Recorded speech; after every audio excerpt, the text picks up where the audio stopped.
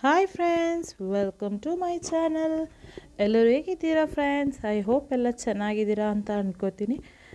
ಬನ್ನಿ ಫ್ರೆಂಡ್ಸ್, ಇವತ್ತು ಇನ್ನೊಂದು ಥರದ ಪಿಕ್ಕಲ್ ಅಂದರೆ ಬಿಂಬುಲಿಯಿಂದ ಯೆಲ್ಲೋ ಕಲರಲ್ಲಿ ನಾನು ಪಿಕ್ಕಲ್ ಹೆಂಗೆ ಮಾಡೋದಂತ ಹೇಳ್ಕೊಡ್ತಾ ಇದ್ದೀನಿ. ಇದು ಗ್ರೀನ್ ಚಿಲ್ಲಿಯಲ್ಲಿ ಮಾಡೋದು, ತುಂಬಾ ಟೇಸ್ಟಿಯಾಗಿ ಸಿಂಪಲ್ ಆಗಿದೆ.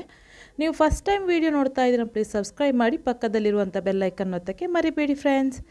ಬನ್ನಿ ಫ್ರೆಂಡ್ಸ್, ಇವಾಗ ಹೆಂಗೆ ಮಾಡೋದಂತ ನೋಡೋಣ. ಇವಾಗ ನಾನು ಇದು ಬಿಂಬುಲಿ ತೊಗೊಂಡಿದ್ದೀನಿ, ಊರಿಂದ ತಂದಿರುವಂಥ ಬಿಂಬುಲಿ. ಇದನ್ನು ನಾನಿವಾಗ ಕ್ಲೀನ್ ಮಾಡ್ತಾಯಿದ್ದೀನಿ. ಮೇಲ್ಗಡೆ ಇರುವಂಥ ವೇಸ್ಟ್ ಎಲ್ಲ ತೆಗೆದು ಇದನ್ನು ಕ್ಲೀನಾಗಿ ವಾಶ್ ಮಾಡ್ಕೊಂಡು ಇಟ್ಕೋಬೇಕು. ಇದನ್ನು ನಾನಿವಾಗ ಕ್ಲೀನ್ ಮಾಡಿ ಇದನ್ನು ಒಂದು ಪಾತ್ರೆಯಲ್ಲಿ ಹಾಕಿ ವಾಶ್ ಮಾಡ್ಕೊಂಡು ಇವಾಗ ಇಟ್ಕೊಂಡಿದ್ದೀನಿ.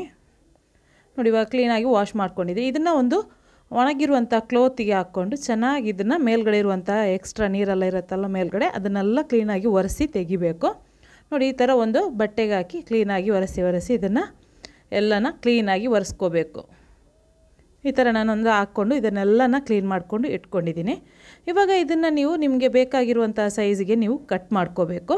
ಸಣ್ಣದಿದ್ದರೆ ಇದನ್ನು ಎಳೆ ಬಿಂಬುಳಿ ಇರುತ್ತಲ್ಲ, ಅದನ್ನೆಲ್ಲ ಬೇಕಂದರೆ ಫುಲ್ಲಾಗಿ ಹಾಕ್ಕೋಬೋದು, ಕಟ್ ಮಾಡೋಂಗಿಲ್ಲ, ಹಂಗೇ ಹಾಕ್ಕೊಂಡ್ರೂ ಆಗುತ್ತೆ. ಇವಾಗ ನಾನು ಇದನ್ನು ಸಣ್ಣ ಎಳೆದನ್ನು ಹಾಗೇ ಹಾಕ್ಕೊಂಡಿದ್ದೀನಿ. ಇದನ್ನೆಲ್ಲನ ನಾನಿವಾಗ ಕಟ್ ಮಾಡಿಕೊಂಡು ಇಟ್ಕೋತೀನಿ. ನೋಡಿ ಫ್ರೆಂಡ್ಸ್, ಇವಾಗ ಕಟ್ ಮಾಡ್ಕೊಂಡು ಎಲ್ಲನ ಇಟ್ಕೊಂಡಿದ್ದೀನಿ. ಇವಾಗ ನಾನು ಇದಕ್ಕೆ ಒಂದು 4 ಹಿಡಿಯಷ್ಟು ನಾನಿವಾಗ ಉಪ್ಪನ್ನ ಹಾಕ್ತಾಯಿದ್ದೀನಿ. ಇವಾಗ 4 ಹಿಡಿಯಷ್ಟು ನಾನು ಕಲ್ಲುಪ್ಪನ್ನ ಹಾಕ್ಕೊಂಡಿದ್ದೀನಿ. ನೀವು ಬೇಕಂದರೆ ಸಾಲ್ಟ್ ಪುಡಿ ಉಪ್ಪು ಬರುತ್ತಲ್ವ, ಆ ಉಪ್ಪನ್ನ ಹಾಕ್ಕೊಂಡ್ರೂ ಆಗುತ್ತೆ. ಇದನ್ನು ಒಂದು ಅರ್ಧ ಗಂಟೆ ಬಿಡ್ತಾಯಿದ್ದೀನಿ, ಅದು ನೀರೆಲ್ಲ ಬಿಡೋಕ್ಕೋಸ್ಕರ. ಇವಾಗ ಅರ್ಧ ಗಂಟೆ ಆದ ನಂತರ ನೋಡಿ ಫ್ರೆಂಡ್ಸ್, ಇವಾಗ ಗ್ಯಾಸ್ ಆನ್ ಮಾಡಿಕೊಂಡು ಒಂದು ಪಾತ್ರೆಯಲ್ಲಿ ನೀರು ಇಟ್ಟಿದ್ದೀನಿ. ಈ ನೀರು ಬಾಯ್ಲ್ ಆದ ನಂತರ ಇದಕ್ಕೆ ಒಂದು 10ರಿಂದ 15, ನಿಮಗೆ ನೀವು ಜಾಸ್ತಿ ಮಾಡ್ತೀರಾ ಅಂದರೆ ಜಾಸ್ತಿನೂ ಹಾಕೋಬೋದು, ಒಂದು 15ರಿಂದ 20 ಗ್ರೀನ್ ಚಿಲ್ಲಿನ ಹಾಕ್ಕೊಂಡು ಇದನ್ನು ಚೆನ್ನಾಗಿ ಒಂದು 5 ನಿಮಿಷ ಬೇಯಿಸ್ಕೋಬೇಕು. ಕುದೀತಿರೋ ನೀರಲ್ಲಿ ಚೆನ್ನಾಗಿ ಇದನ್ನು ಬೇಯಿಸ್ಕೊಂಡು ಅದನ್ನು ತಣ್ಣಗಾದ ನಂತರ ಮಿಕ್ಸಿ ಜಾರಿಗೆ ಹಾಕ್ಕೋಬೇಕು. ನೋಡಿ, ಇವಾಗ ನಾನು ಮಿಕ್ಸಿ ಜಾರಿಗೆ ಹಾಕ್ತಾಯಿದ್ದೀನಿ. ತಣ್ಣಗಾದ ನಂತರ ಬೇಯಿಸ್ಕೊಂಡಿರುವಂಥ ಗ್ರೀನ್ ಚಿಲ್ಲಿನ ಹಾಕ್ಕೊಂಡಿದ್ದೀನಿ. ಹಾಕ್ಕೊಂಡ ನಂತರ ಇದಕ್ಕೆ 1 ಸ್ಪೂನಷ್ಟು ನಾನು ಅರಶಿನ, ಒಂದು ಅರ್ಧ ಸ್ಪೂನಷ್ಟು ಮೆಂತ್ಯ ಕಾಳು, 2 ಸ್ಪೂನಷ್ಟು ನಾನಿವಾಗ ಸಾಸಿವೆನ ಹಾಕ್ಕೊಂಡಿದ್ದೀನಿ. ಇದನ್ನು ಹುರ್ಕೋಬೇಕಾಗಿಲ್ಲ, ಹಂಗೇ ಹಾಕ್ಕೋಬೋದು ಹಸಿಯಾಗಿ. ಆಮೇಲೆ ನಾನು ಬಿಂಬುಲಿ ಉಪ್ಪಲ್ಲಿ ಇಟ್ಟಿದ್ದಲ್ವ, ಆ ಉಪ್ಪು ನೀರು, ಅದು ಉಪ್ಪು ನೀರು ಬಿಟ್ಟಿರುತ್ತೆ, ಆ ಉಪ್ಪು ನೀರನ್ನ ನಾನಿವಾಗ ಇದಕ್ಕೆ ಹಾಕ್ಕೊಂಡು ಫೈನ್ ಪೇಸ್ಟ್ನ ಮಾಡ್ಕೊಂಡಿದ್ದೀನಿ. ಈ ಥರ ಪೇಸ್ಟ್ ಮಾಡ್ಕೋಬೇಕು.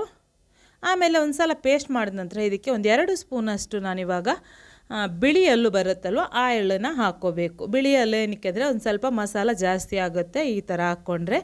ಇದನ್ನು ಫೈನ್ ಪೇಸ್ಟ್ ಮಾಡ್ಕೊಂಡು ಇವಾಗ ಬಂದಿದ್ದೀನಿ. ನೋಡಿ, ಈ ಥರ ಫೈನ್ ಪೇಸ್ಟ್ ಮಾಡ್ಕೋಬೇಕು, ನುಣ್ಣಗಿರುವಂಥ ಪೇಸ್ಟನ್ನ ಮಾಡ್ಕೊಳ್ಳಿ.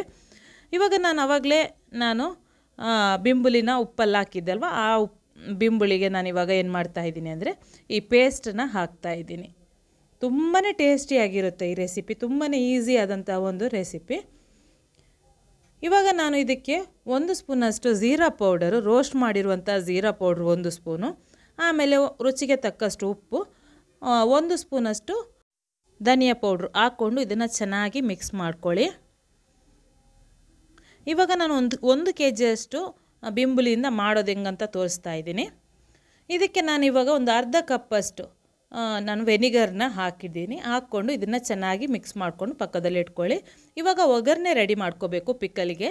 ಅದಕ್ಕೆ ನಾನಿವಾಗ ಗ್ಯಾಸ್ ಆನ್ ಮಾಡಿಕೊಂಡು ಸಣ್ಣ ಬಾಣಲಿನ ಇಟ್ಕೊಂಡಿದ್ದೀನಿ. ಈ ಬಾಣಲಿ ಒಂದು ಅರ್ಧ ಕಪ್ಪಷ್ಟು ಆಯಿಲು, ನೀವು ನಾರ್ಮಲ್ ಮನೆಯಲ್ಲಿ ಯಾವ್ದು ಯೂಸ್ ಮಾಡ್ತೀರಾ ಅದೇ ಆಯಿಲ್ನ ಯೂಸ್ ಮಾಡ್ಕೊಳ್ಳಿ. ಇದಕ್ಕೆ 1 ಸ್ಪೂನು ಸಾಸಿವೆ, 1 ಸ್ಪೂನು ಝೀರಾ, ಆಮೇಲೆ ಕ್ರಷ್ ಮಾಡಿರುವಂಥ ಬೆಳ್ಳುಳ್ಳಿನ ಹಾಕ್ಕೊಂಡು ಚೆನ್ನಾಗಿ ಇದನ್ನು ಬೆಳ್ಳುಳ್ಳಿ ಫ್ರೈ ಆಗುವವರೆಗೂ ಇದನ್ನು ಫ್ರೈ ಮಾಡ್ಕೋಬೇಕು.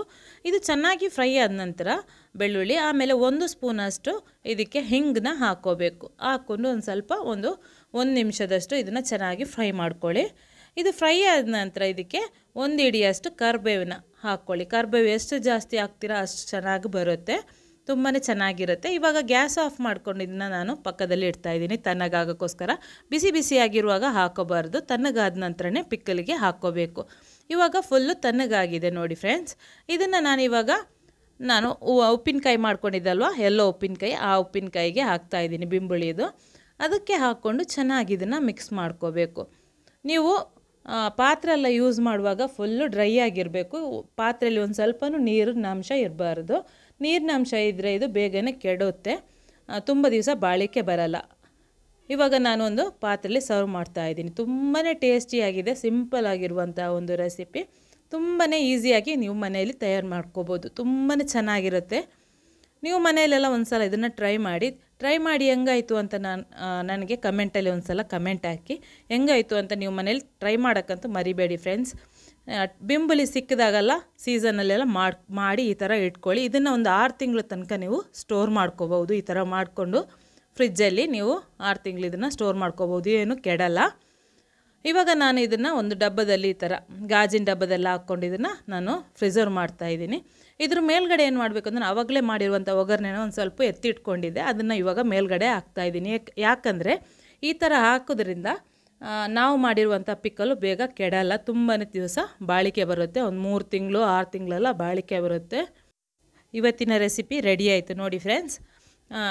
ಬಿಂಬಲಿ ಯೆಲ್ಲೋ ಪಿಕ್ಕಲ್ ತುಂಬಾ ಟೇಸ್ಟಿಯಾದಂಥ ಒಂದು ರೆಸಿಪಿ. ನೆಕ್ಸ್ಟ್ ನಾನು ಹೊಸ ರೆಸಿಪಿಯೊಂದಿಗೆ ಹೊಸ ವಿಡಿಯೋ ಜೊತೆ ಬರ್ತೀನಿ ಫ್ರೆಂಡ್ಸ್. ಬಾಯ್.